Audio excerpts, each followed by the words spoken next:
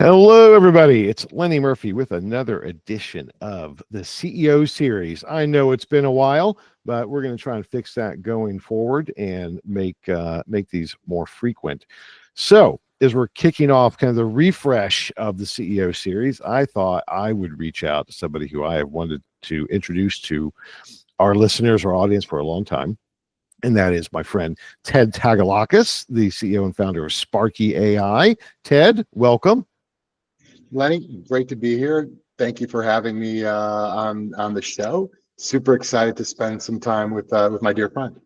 Well, I appreciate it. And yes, we are friends. So audience, will try not to veer into anything that's, we have this whole tech stream that's going on all the time with all types of stuff. We won't get into any of that. We'll try and just focus on business. But Ted, Absolutely. For those who don't know you, kind of tell us your origin story. Absolutely. You know, Lenny, a proud graduate of the University of Florida with a phenomenal degree in sociology, and that took me straight into the advertising world. And being in advertising for over 25 years, and you and I actually met working on a project, on an NLP project. And there was always a love for data that pursued me and pushed me forward to a master's degree in data analytics. So that in advertising, for me, data is the truth, and you're able to understand and bring deeper meaning to creative campaigns, to ROI for clients, and justification for investment. My natural curiosity eventually led me to start my own advertising agency, and in doing so, I realized in the age of artificial intelligence, we needed a workforce multiplier. And that being said, by understanding data, by understanding NLP and understanding behavioral science, I started developing with my team the Sparky AI platform. And Sparky AI is a behavioral science-based generative AI platform that we use. We've filed 2 U.S. patent applications on behavioral classification of target audiences, and then using that along with our advanced writing algorithm to be able to generate content in mass at scale as a workforce multiplier for agencies and creative communications folks. But in doing so, my natural curiosity, Lenny, led me to say, well, if we've built these personas so deep with 30 plus different psychological, psychographic, behavioral design principles behind them, what would happen if we put them in a room, in a cyber room together, and had them talk? And that's where my origin story becomes really interesting, is that we are one of the few, if not the leader right now, in actually synthetic insights panels, where we're able to synthesize and simulate conversations amongst personas to bring insights without human prejudice of observational bias in a focus group. It doesn't replace anyone. It just sits, it's a means to a first or second round of research at a pace of business, which at times is different than a pace of research. So that's me in a nutshell. I'm a data geek. Love where we're at. I think that's why you and I get along so well. Is it's about the data, and you can find truth in data, and that's where in the world of advertising, marketing, in the world of communications, it's how rich can your data be to bring value to the end user. So that's you're not doing it justice, I have to say. So for listeners, I've Ted and I have known each other, reached out when he was developing Sparky, and have been tried to be an evangelist of it from a platform standpoint. And the intent here is not to get into, it's not an infomercial, but I think what's fascinating, and this is kind of indicative of where we'll get to, kind of thinking about the future, is what started as a force multiplier for marketing organizations leveraging AI, right, to be able to create content, et cetera, et cetera. You veered more into this researchy component of the applied behavioral science and personas from the standpoint of optimizing the marketing messaging and the content within the platform itself, right?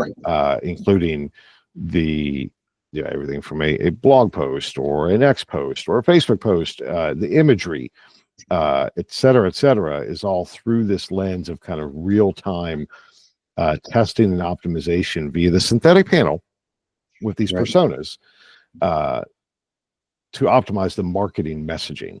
Did I explain that accurately? You really did, Lenny. You know, the challenge, you know, when I was looking at the frontier models and the outputs that were coming, you know, we all have wonderful engineers. Every AI company has phenomenal engineers, but the content was coming out to a degree that was flat. And the reason it was coming out flat because it was not the models, and I hope this doesn't come off corny, but we weren't giving them a stole to write from. We weren't giving them how a person would understand a topic, and from that understanding of a topic, how they should write to hit a subconscious emotional level. You know, system 1 versus system 2. You know, and when you direct properly the black box to write, it's beautiful. And the other thing, you know, from the NLP standpoint, it's understanding how humans write. It is understanding that you have to look at a corpus of work to understand pacing and diction and visualizations and a myriad of things. When we do a writing sample analysis, we're looking at over 30 different items to understand how you write. And I love to give my PR folks a hard time. We go down to the Oxford comma. PR people don't like the Oxford comma. The rest of the world loves the Oxford comma. I'm a proponent of the Oxford. So that being said, we look to all of that, you know, to understand how a Lenny would write. And, you know, but that, once again, you have to look at data to understand that. You have to take the marketing side of it and then bring in the data side of it to say, hey, look, this is how we can have a richer output. And and the only way you do that is by understanding and analyzing content. I mean, we looked at 200,000 pieces of human writing to come up with how people write, the average writing style, and then understanding how to go in. And once again, I don't want this to sound like an infomercial, but this is just going to the data side of things. You know, going into understanding how can you then at scale replicate that. Yep. And that's where, to me, the fascination of what we can do today versus what we could do 12 months ago versus what we could do 10 years, 15 years ago when you and I first met. You know, night and day. And it's exciting. And that's where understanding data, understanding research, having a research background where we can go in and say, hey, look, we need to look at the problem from a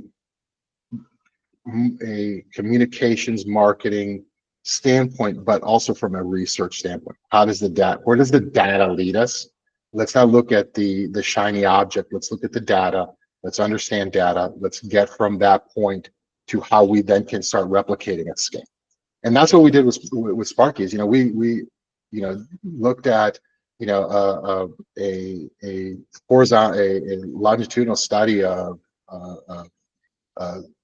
psychological and behavioral science studies to come up with the 10 behavioral sparks that we classify people in.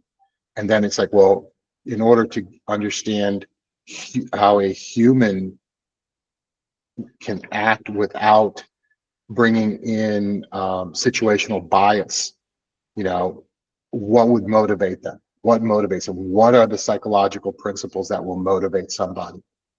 Then distilling that and then being able to type people into that is phenomenal. And then now the new thing we've had a little preview. This is coming out by end of year. End of year, by the way, is 2024. In case someone from the future is watching. Right. You know, we're able now with the new set of persona development that we're will launch by year end, is make attitudinal adjustments, where you'll, on a scale of 1 to 5, rank the persona in a couple in elements, and it'll take a neutrally attitudinal person and then say, okay, well, this is a Debbie Downer, or this is a Susie Sunshine, or and now, because that behavioral profile is different than a neutral behavioral profile. Mm-hmm. Then we have some other really cool stuff that I'll tell you later offline, but it's just really neat, because you then can take these simulated individuals and put them in a room to work through product messaging, Mm-hmm. to work through ideation. We have several different types of panels that we've created. One, if you have a product and you want to come up with a campaign, and how you can message a group of people that have different behavioral profiles on a group behavioral profile. So that way you can hit the masses as opposed to just a Lenny or just a Ted. So that's what's really exciting about what we can do with large language models and the analyses that can be done at scale. Something that, persona development, Lenny, as you know, would take us, in the good old days, we'll call them now, weeks plus to develop. Yep. Now with as much accuracy as we had in the manual manner, we now can create personas in 60 seconds that are as accurate as a manual persona creation. It's crazy. It's nuts, and that's what to me is as a futurist, it's exciting to see, is what have we done. I mean, this is like being a kid in a candy store now, with artificial intelligence and as much data as we can get, and the synthetic. There's research studies that have come out now that are backing the accuracy of synthetic behavioral studies versus traditional human studies, because they're removing observational bias. Mm-hmm. And when you can remove a bias, you can get to the crux of the challenge. And that's what's super exciting. The innovation we can do with our ethos panel, where it's just, here's an idea, here's a topic, come up with a product, or it's neat, and it's fascinating, because you can do that in like 90 seconds as opposed to 9 months. Yeah. Now it's an end product, but it leapfrogs the process, and that's where our innovations now can start coming out rapidly, and it's just super exciting. So that's a good segue to so we kind of think about the future, right? Yeah. So the way I think about this general topic, we can get into the weeds on the specific coolness aspects, right? But effectively, AI is an unlock for workflow efficiency at kind of its purest form. It just makes things that would take hours and hours or days and days faster. And assuming that the underlying data is good, and it's garbage in, garbage out still applies. So 100%. yeah, but that idea of creating workflow efficiencies, and particularly from an insight standpoint, a data standpoint, that's driving decision making and development across the board. What you have built is specifically aligned currently to marketing optimization, to that that content creation, marketing workflow. But I can easily see, and I imagine you're thinking the same thing. All right, what do we take? What is the Sparky solely focused on innovation, on product innovation? What does that look like? What is the Sparky that is solely focused on user experience optimization, right? What does that look like? And eventually we got one big Sparky type. Hopefully it is Sparky. Yeah, I hope so too. But a platform that is leveraging existing data. And I envision that there's a new flow of new data coming in all the time as well, as people do change, maybe not fundamentally, but perceptions, tastes, those things. Absolutely. So there's still we're not replacing the need for research. There's still going to be a need for primary research. It just may occur at different stages than it does today. But fundamentally, it's all going into a system that looks like Sparky that we are leveraging to reduce the workflow from weeks to hours, or even minutes. Is that kind of your vision of how? Oh, absolutely, Lenny. I mean, you nailed it on the head. I mean, we're able to do analyses now at scale and faster than humanly possible before. You know, when you're looking at ideating, you know, whether it's a creative campaign or a product innovation, you're looking like we'll run a synthetic panel in less than 90 seconds with full transcripts and analyses of which persona influenced who, which personas shifted. There's some other nifty stuff that we're adding into it with NPS and things like that. But what you're able to do at scale immediately without infusing too much additional data is understanding on a basis, this is where the world lies. You come up with that idea, or 4 ideas. You take one of the 4 ideas, you blow out the campaign. Now you've done a full campaign in less than a week. You know, actually, you can do a full campaign, I would say, in an hour. Then you put it live. And now the next flow of what we have coming, and this is coming for those of you in the future, mid 2025. So if you're watching this mid 2025, it's probably being launched. It's a full feedback loop where we'll bring in your data, all your digital analytics or your shopper analytics, and what we're able at that point to do, and we do have a team working on this right now, is we're able to then look at the creative that was out in the market. Was there a lift? And you're looking at this being done instantaneously.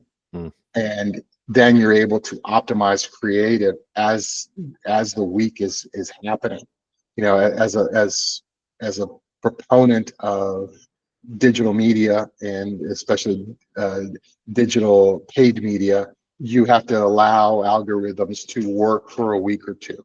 But if you're taking that lag into account and you see, you know, ad set A has increased, ad set B is flat, ad set C is decreasing. Well, why is it decreasing? Is it your targeting in your paid media campaigns? If it's not the targeting, if the targeting is all the same, you're just, you know, ABC testing, then okay, why is it not resonating? You then can go in and optimize the creative based on the best performing ad, literally in minutes, relaunch the campaign. And then additionally, you can look at your media channels that your investment is in, because media consumption changes daily, weekly, and remodel your media, and change your investment based on increasing your ROI on the highest performing media mix. So you're talking about processes that would take departments and tons of time now being compressed because of the way we can process data in minutes. So that's the future I'm envisioning, because, you know, and then if you really want to get crazy, if you can take wearable technology and bring that data, you can do some cool stuff. But, you know, staying away from the wearables, this is where you can literally understand your audience, understand your market, and understand without making grave creative mistakes, the pulse of your business. And that to me is what's exciting, because not just can large entities do this, but you're talking about democratizing and empowering small to mid-sized companies to do this. Yep. You know, look at look at the Fortune 500s. They have media companies. Media companies have departments that do the media mix model. You know, really, really smart people. Now we can empower those people to be smarter, but also the smaller companies that can't afford a WPP or an Omnicom, you know, they can now have that same power. That is the beauty of where we're going, is we can bring insights and democratize those insights to the mom and pops, and Yeah. that's powerful. And that to me is what's awesome about where we are, and more importantly, where we're going as an industry, not just in the marketing side, but in the research side, in Yep. the data side, and that's truly what's just super exciting to me about where we're at. Yeah, and the walls come down, right? I mean, Yeah. today we have these silos. There's research, and there's lots of sub categories of research: UX, CX, yada yada yada. Competitive intelligence, blah blah blah. All sitting underneath marketing. And there's analytics over here, and now we're creating the technologies that removes those silos and allows them to integrate. What will that do to organizational structure? It's going to be really, really interesting to watch that. I want to be conscious of your time and as well as the audience. So, housekeeping audience, I'm trying to keep these to about 30 minutes. If we go to 35 or 40, I'm sorry, but we're going to try. So, obviously, you've had a career up to this point, and that's shaped you. Any key lessons that you've learned in your career that helped get you to where you are now? Oh God, yeah, man. And the most important one is stay curious, stay open-minded, and be curious, and never take no for an answer. When I started developing Sparky, my core group of engineers were like, "That can't be done," and the reason it said it can't be done is because no one did it, and I was like, "No, it can be done." Yeah. And it's not it's avoiding those shutdown opportunities. And that to me is it's be a sponge, be curious, question the no, it can't be done, and be committed to a vision, and that's what I think why we became friends is we're both curious, and we love data. We're curious. We want to do better things. And that's when I started Sparky, when I started my agency. It's because I wanted to do better. I didn't take no for an answer.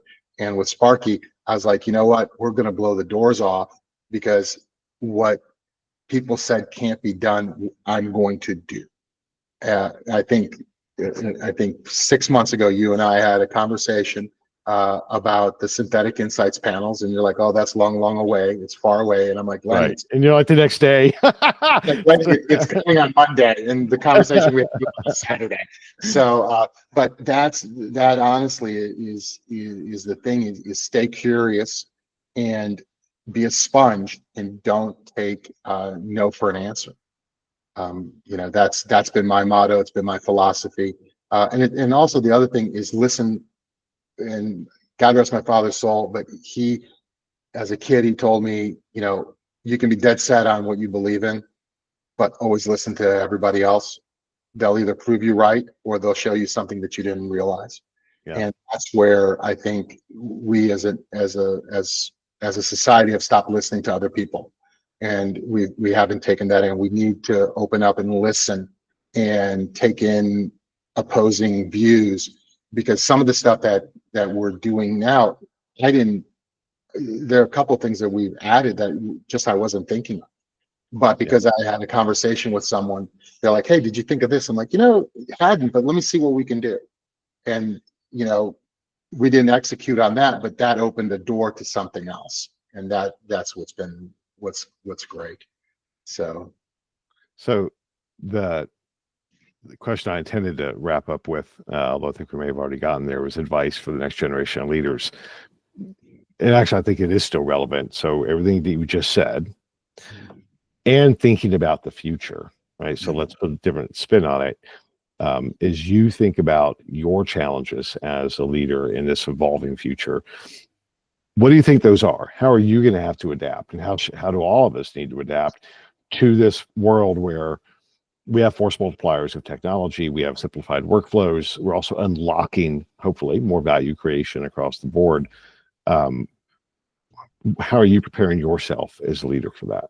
It's a great question because this is what our fourth technological evolution we're going through, In Lenny. the last week. Yeah. We've gone through, and I'll spare the audience, but the computer, leaving from the typewriter, Yeah. and on, you know, we're innovating now at record speed. Yeah. And, my challenge, every business leader's challenge right now is trying to stay up to date with that speed. What is the new thing that's coming out? Are there new methodologies? Is there something new that's coming? And for me, what I have to do is I have to set aside an hour every day. And sometimes my wife hates me for this because it's at the end of the night and I'm on the couch, I'm sitting down and I'm reading. Mm-hmm. And I'm reading research papers. I'm reading, where, thought leaders to see what could potentially be coming out, and I'm having an open mind and I'm not foundationally driven where this is, yes, I have planted a flag in the ground, but I know I can build around that flag. It's not just the one by one.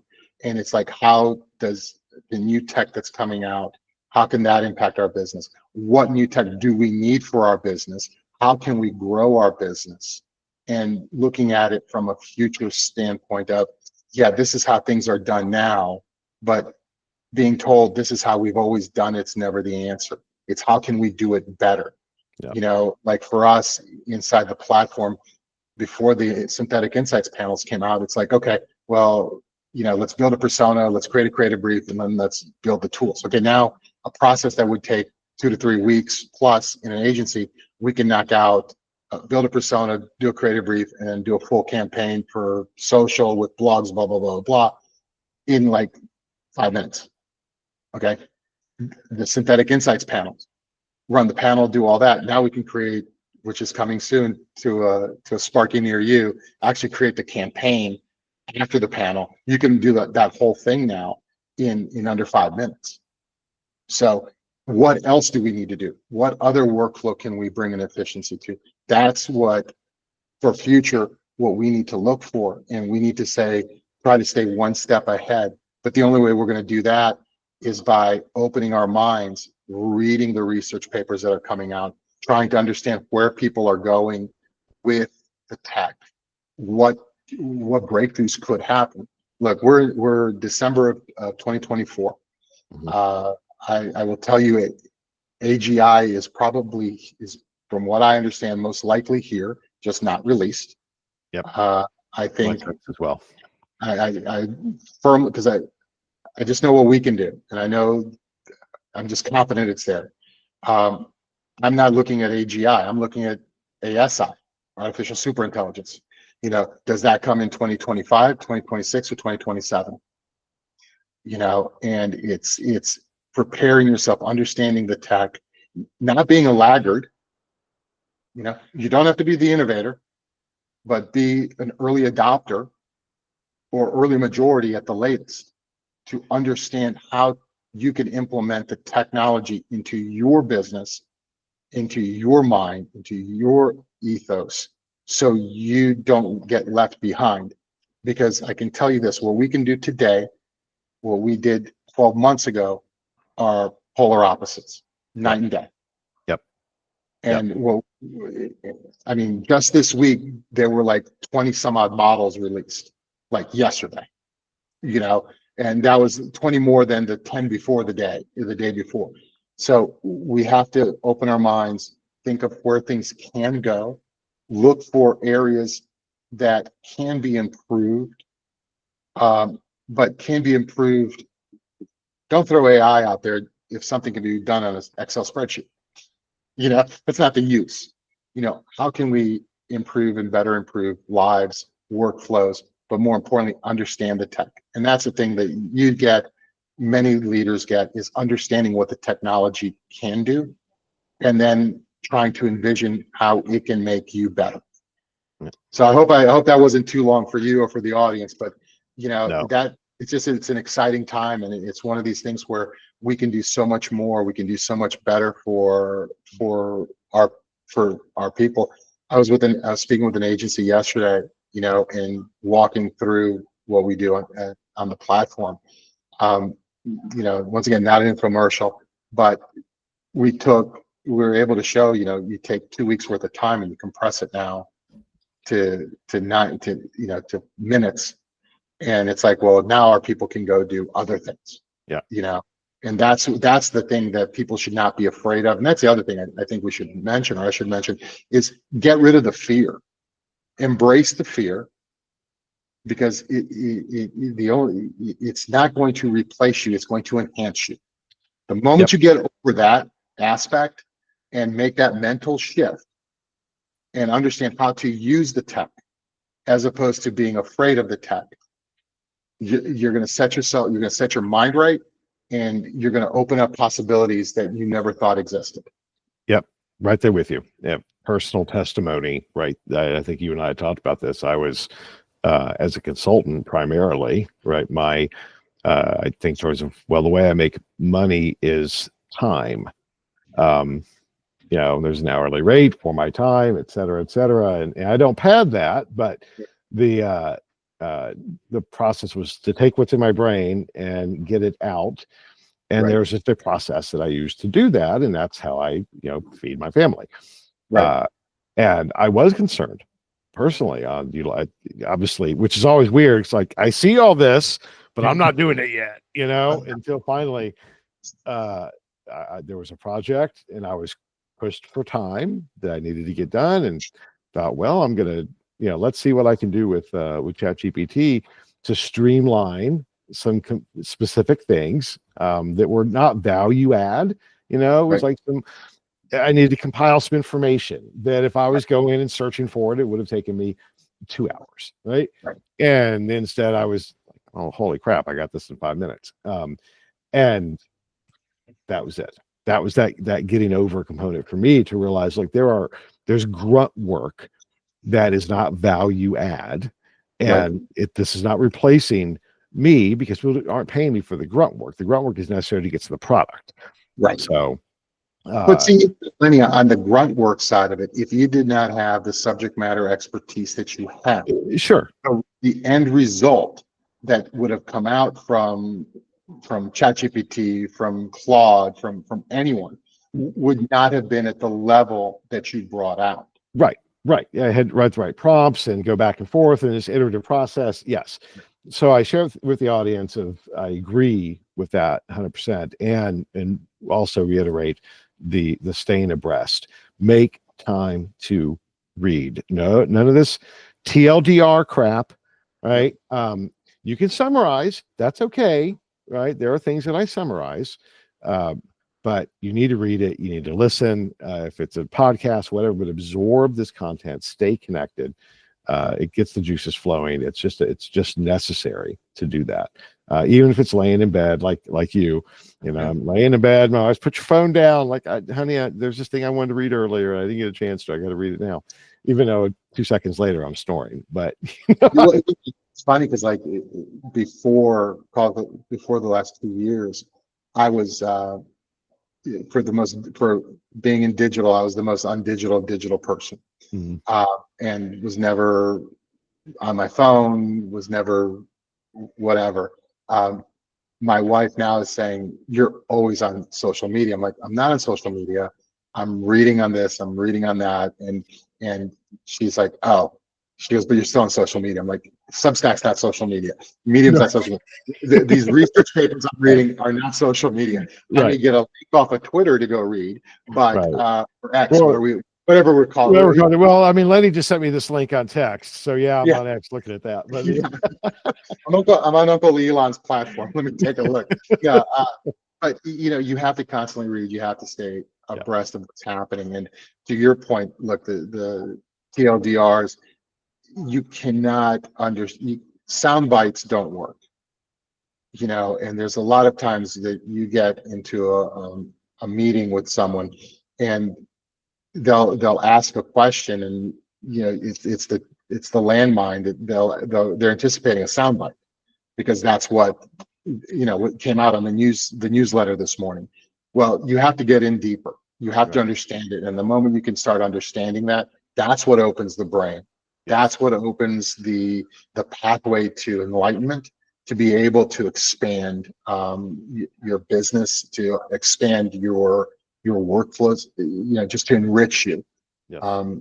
It's great. I think we live in, I said this, I guess, at the last technological revolution. We live in the best technological revolution now, and it's just awesome. It really is, Len.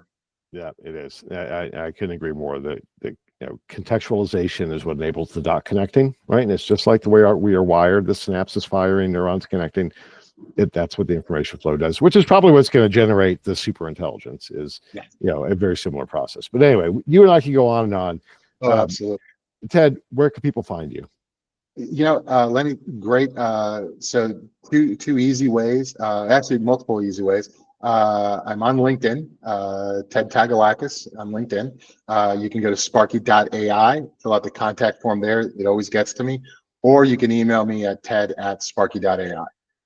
That's that. Three easy ways. Pick your poison. Or you can come to Atlanta, and we're based out of Atlanta Tech Village. Right now, in January, when they open up the Atlanta Tech Village South downtown, we're going to be one of the first tenants down there as well. So always look forward to people just popping in the office as well.